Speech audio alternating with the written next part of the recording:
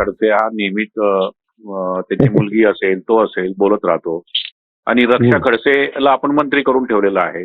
मंत्रीला काढलं पाहिजे, हे कुठेतरी थांबलं पाहिजे ना. तो उठल्या सुटल्या घाणेरडा काही आरोप करतो दरवेळेस. हा? तो काहीतरी निर्णय करावा लागेल असं. आणि रक्षा खडसे मंत्रिमंडळात आहे, एका घरात राहतात, एकमेकांना मदत करतात. हे कसं सहन करायचं आपण? हा, बरोबर आहे. हा, तुम्ही सांगा आदेश काय करायचं सांगा. मी करतो बाबा गमत पा. हे भाऊ अति झालं ना. प्रत्येक वेळेस काय नाही का तुमच्यावर येतो प्रत्येक वेळेस घेणं देणं काही तथ्य नसतं.